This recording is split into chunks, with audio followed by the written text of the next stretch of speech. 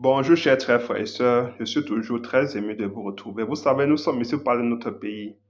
Nous sommes ici parce que nous pensons que c'est tous ensemble que nous allons bâtir notre pays, que nous allons contribuer à l'édification de cette nation-là qui est en train de mourir sous nos yeux. Chers frères et sœurs, chacun doit y apporter sa contribution. Si modeste soit-elle, chacun doit y contribuer. C'est tous ensemble que nous allons pouvoir relever notre pays, que nous allons faire renaître notre pays de ses centres. Chers frères et sœurs, je vais vous dire une chose. Le progrès économique est toujours précédé du progrès politique et surtout du progrès sociétal. Qu'on ne vous mente pas. Pour qu'on soit capable de développer notre pays, il faut d'abord qu'on soit unis en un peuple pour tous ensemble suivre le même dessein, suivre le même courant, ramper dans la même direction. C'est en cela. Si nous divergeons, au lieu de converger pour pouvoir construire notre pays, développer les infrastructures, construire des institutions fortes, nous ne serons pas en même de développer notre pays économiquement. Donc, il faut d'abord que notre société soit unie. C'est la condition sine qua non pour que tout développement suive. Donc, c'est la raison pour laquelle j'invite toujours mes frères et sœurs de s'unir à nous. Ce n'est pas même idéologique. On dit que c'est technique, c'est une chose technique. Si nous sommes unis demain, le développement suivra. Mais pour qu'on soit unis demain, il faut qu'à un certain moment de notre histoire, un homme arrive au pouvoir pour changer les choses. Qu'on ne vous mente pas. Les institutions fortes ne se construisent pas tout seuls. Quand vous regardez le Ghana aujourd'hui, vous regardez l'Éthiopie, vous regardez le Japon, vous regardez même la Chine, même beaucoup d'autres pays, c'est parce qu'à un moment donné de leur histoire, un homme est arrivé au pouvoir et il a fait la différence. Quand vous regardez des pays qui vivaient de guerre civile en guerre civile et qu'à un certain moment ça s'est arrêté, c'est parce qu'un homme est arrivé au pouvoir avec une certaine vision qui n'avait pas, un homme qui n'avait pas soif de pouvoir, qui avait d'abord en esprit l'intérêt général, qui voulait que son pays se développe, que ses populations aient une vie décente. Donc vous allez voir en Éthiopie, aujourd'hui, regardez leur flotte aérienne, il y a les avions partout. Partout. Aujourd'hui, ils ont conquis l'Europe, ils sont en train de conquérir l'Amérique, ils ont déjà conquis l'Afrique avec leurs avions. Parce qu'il y a eu des hommes qui sont arrivés, ils ont dit, mettons stop à cette guerre parce que c'est stupide, c'est bête de nous entretuer et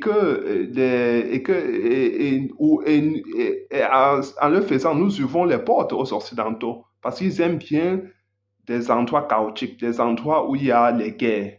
Parce que ce sont des terrains, terreaux fertiles, des terrains fertiles pour eux, pour pouvoir s'imprégner, interférer dans tous les sujets économiques, politiques, sociaux. Donc, c'est en cela, chers frères et sœurs, que je pense et je dis toujours qu'on a besoin d'un homme qui arrive avec une certaine vision pour changer les choses.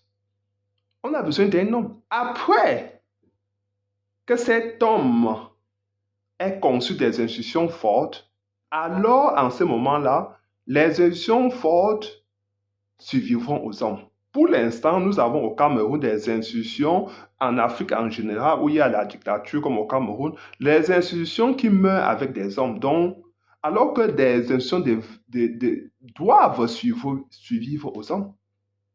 Et c'est en cela qu'on reconnaît les institutions fortes. Aujourd'hui, si M. Biya tombe, tout son régime tombe, la société tombe, les institutions tombent parce que vous voyez, il n'y a pas de compétences.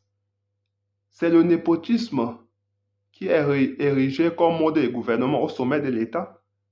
Alors qu'on a besoin des gens qui ne s'appuient pas sur un seul homme, comme c'est aujourd'hui. On a besoin qu'à chaque niveau, il y a des contre-pouvoirs pour qu'il y ait la reddition des comptes, pour qu'il y ait l'accountability, la responsabilité des actes posés, que même le président soit un justiciable comme tous les autres. Donc, il faut à un certain moment donné qu'un homme puisse incarner toutes ces valeurs-là, tous ces principes-là. Et en cela, nous avons le professeur Maurice Kamto qui a une vision pour notre pays. Et qu'on arrête avec les autochtones, les allogènes. Le professeur Maurice Kamto mettra fin à tout cela. Parce que ça, c'est une autre façon de diviser les Camerounais. De diviser artificiellement les couches sociales camerounaises. Aujourd'hui, nous sommes divisés en factions, en segments. Mais est-ce que ça nous aide? Ça ne nous aide pas. Nous ne pouvons pas nous développer dans de telles conditions. Nous ne pouvons pas. Mais M. Biya le fait à dessein. Son régime le fait à dessein.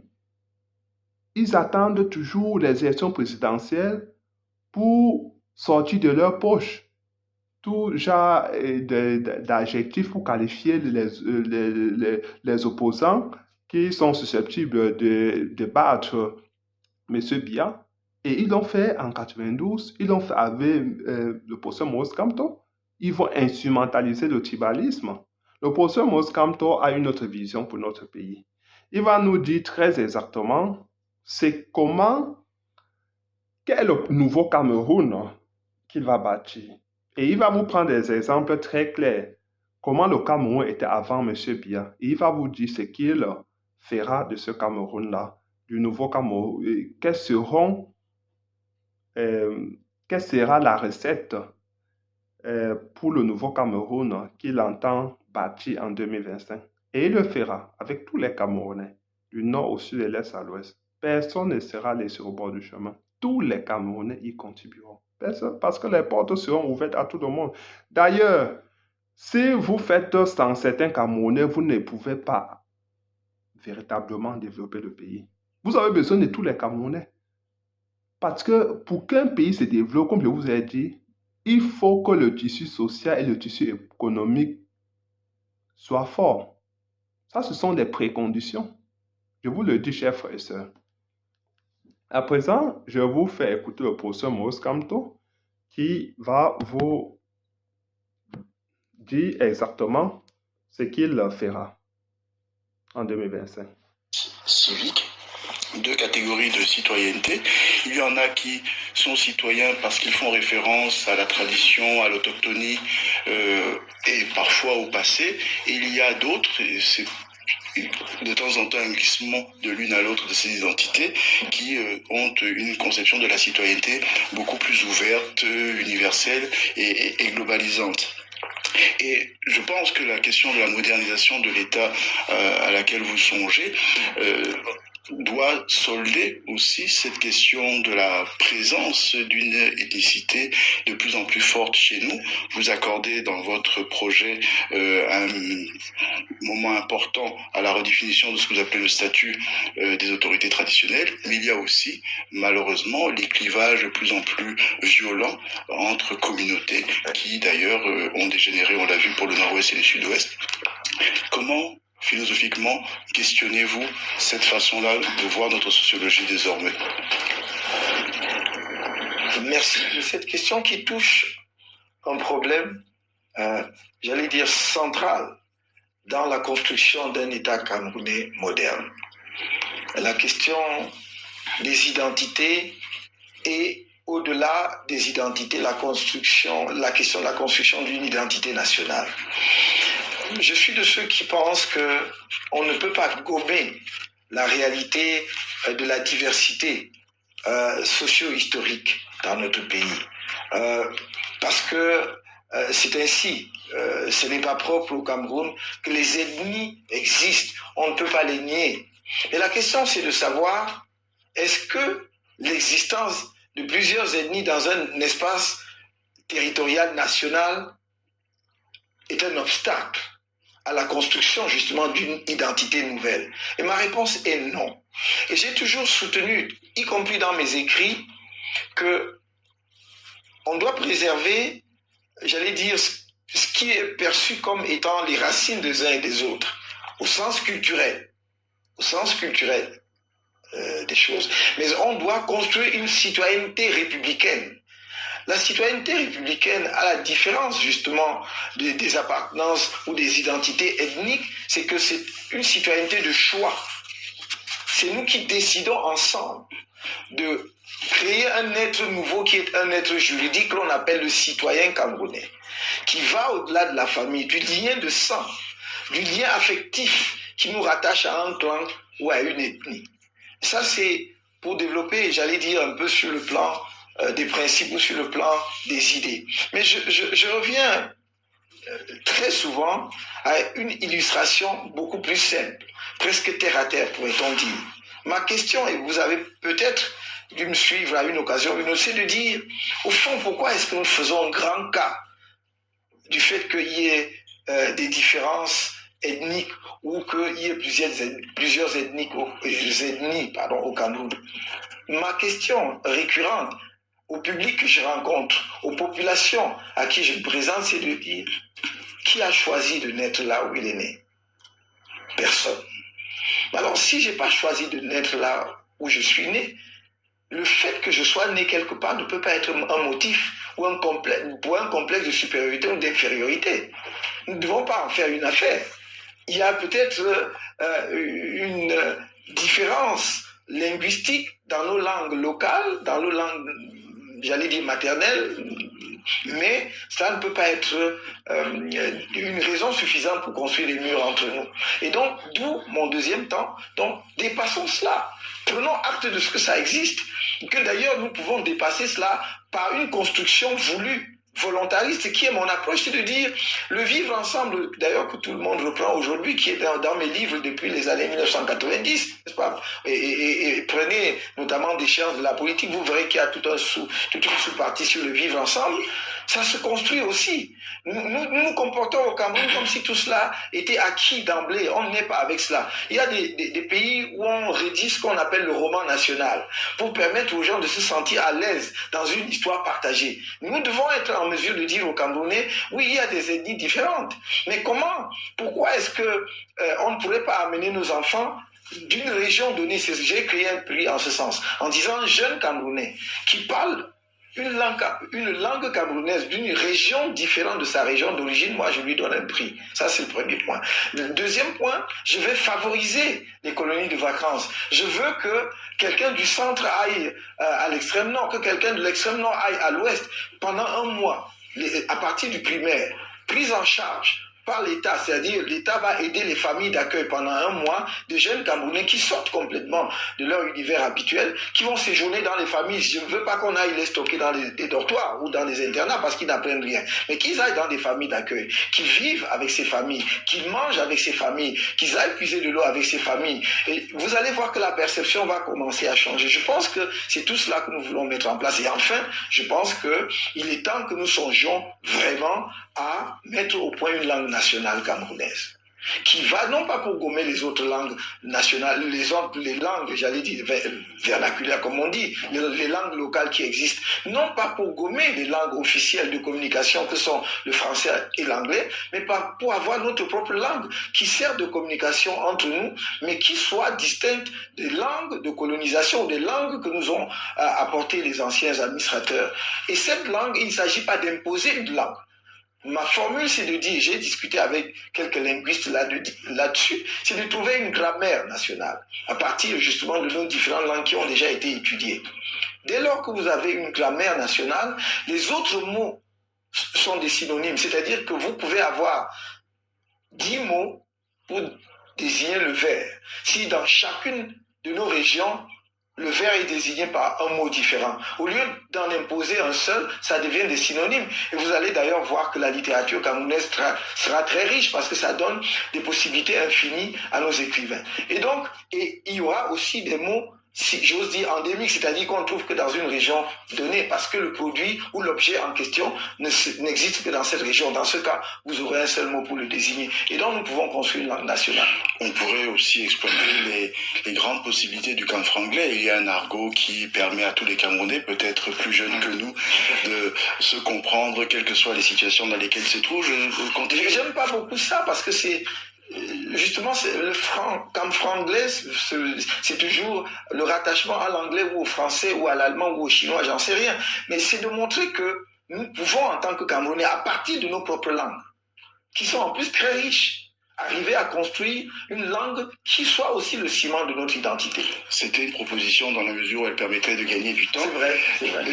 Mais on peut prendre aussi beaucoup de temps. Après tous 7 ans d'un mandat, c'est suffisant pour peut-être faire travailler des linguistes. Et sur la question des identités, je voulais terminer, avant d'aborder un autre sujet, avec Achille Mbembe, il parle notamment des identités victimaires. Et effectivement, il y a aussi, au-delà de la multiplicité des identités, des gens qui se sont construits une histoire ou qui se racontent une histoire à eux-mêmes et qui la racontent parfois au reste de la nation, en se situant dans le mauvais camp, celui des œuvrés, des marginalisés.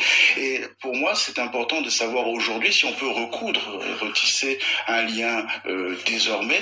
Avant de moderniser, il faudrait peut-être justement refaire en sorte que l'égalité, la question de l'équité, l'égalité entre les citoyens soit une vérité, une certitude. Absolument. Et puis, ne pas négliger que s'il y a plusieurs identités, il me semble aussi, c'est un petit jeu auquel certains se livrent, qui tantôt se réfugient dans l'ethnie quand c'est plus confortable, et puis quand il faut justement s'en affranchir pour rentrer dans l'espace objectif, ils se disent camerounais ou appartenant au Cameroun, et après il y aura la discussion sur la diaspora notamment. Mais je suis soucieux de cela parce que je pense qu'un État techniquement moderne, c'est aussi d'abord un État qui rassure ses citoyens. Est-ce que vous avez la certitude qu'on peut facilement redonner aux Camerounais la confiance qu'ils devraient non seulement avoir en leurs institutions, mais aussi à leur voisinage, parce qu'aujourd'hui on est dans une segmentation de plus en plus inquiétante. Je suis absolument confiant, surtout la confiance qu'on peut avoir par rapport au voisinage. La question institutionnelle des rapports à l'État, ça se règle facilement. Le plus compliqué peut être le rapport au voisinage. Or, mon contact avec le pays profond, et vraiment pas simplement à l'occasion de cette année où j'ai refait la tournée du pays, mais depuis longtemps, ma conviction est que ce repli identitaire exacerbé, c'est une affaire de l'élite, la capitale. En fait, vous l'avez bien dit, qui l'utilise quand ça l'arrange. On utilise la catégorie ethnique lorsque ça arrange. Et c'est aussi, en fait, un signe de paresse intellectuelle et politique. C'est beaucoup trop facile de faire vibrer justement cette corde parce qu'on peut mobiliser et rassembler très facilement pour exclure l'autre et avoir la chance soit de gagner un mandat, soit de prouver à celui qui nomme qu'on a beaucoup de gens derrière soi et d'obtenir un poste. Mais c'est vraiment un signe de paresse politique et intellectuelle. Mais ma conviction est que le Cameroun profond n'est pas parti à ce débat-là. Moi, j'ai eu la chance, par rapport probablement à d'autres candidats et à beaucoup d'autres de nos compatriotes, non seulement de sillonner le pays, mais de dormir dans diverses régions du pays. J'ai toujours cité 2 ou 3 exemples, je peux les reprendre aujourd'hui. En plein 1992, au plus fort des tensions politiques de 1992 consécutives à l'élection présidentielle, d'abord législative puis présidentielle de 1992, moi je rentrais à l'ouest. Et j'étais avec des amis à bord d'un véhicule. C'est un ami qui nous amenait, et lui il était devant avec son épouse et nous derrière. Et dans une localité ici du centre, je peux pas vous dire si on était déjà dans la Léquier ou si on était encore dans le Fundi,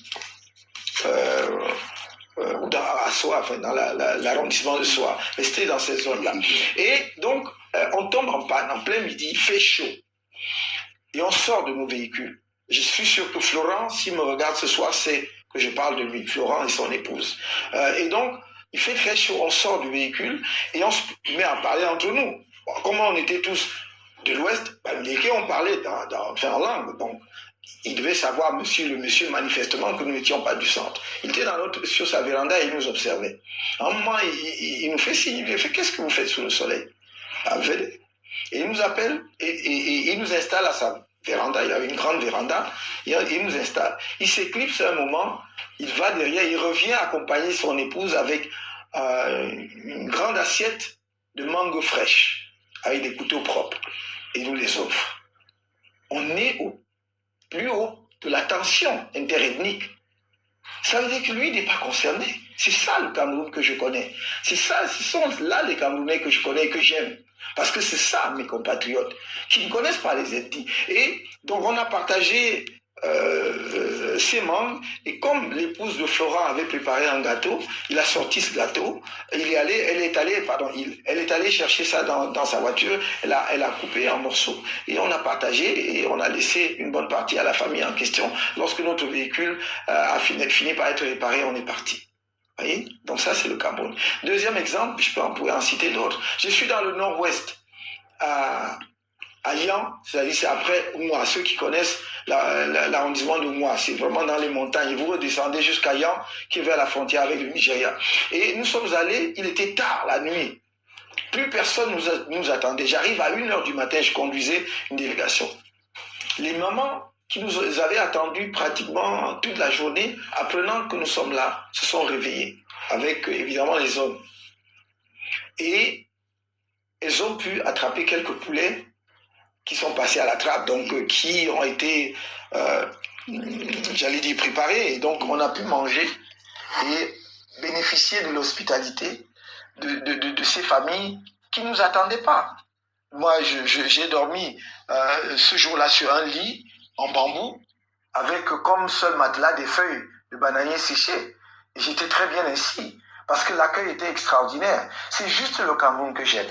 Et donc, il faut que la petite élite qui capture à la fois la richesse, les idées, les débats du pays, cesse de réduire le Cameroun à Yaoundé et à Douala, où on se querelle parce qu'effectivement, on veut se partager la fortune du pays. Non, qu'il laisse de côté les 95-99% des Camerounais qui sont accueillants et qui aiment leurs frères et sœurs de quelque région qu'ils viennent. Donc, chers frères et sœurs, vous avez écouté le professeur Maurice Kamto. Je n'ai plus rien à ajouter. Je vous prie tout simplement de partager cette vidéo, surtout de vous abonner massivement. N'oubliez pas de vous inscrire massivement sur les listes électorales. Invitez vos amis, vos familles à le faire pareillement, parce que c'est tous ensemble que nous allons bâtir notre pays. Vous avez écouté le professeur Maurice Kamto. Il décrit ce pays-là qui voudra bâtir en 2025, et il ne le fera pas seul. Nous devons l'accompagner. C'est la raison pour laquelle j'invite tous ceux qui ne comprennent pas encore l'idéologie du professeur Maurice Kamto, tous ceux qui ne comprennent pas encore ce qu'il veut faire du Cameroun. Ça, c'est un exemple tangible. Ça, c'est un exemple parfait pour vous. Il va réunir les Camerounais, il va réconcilier tous les Camerounais, parce que c'est tous ensemble que nous allons bâtir notre pays. Chers frères et sœurs, je vous prie de nous rejoindre. Il faut qu'on forme une masse critique pour les élections présidentielles 2025. Abonnez-vous massivement. Ici, nous partagerons la vision du professeur Maurice Kamto, son offre politique. Ici, nous allons tous ensemble cheminer jusqu'en 2025. Bonne soirée. Ciao.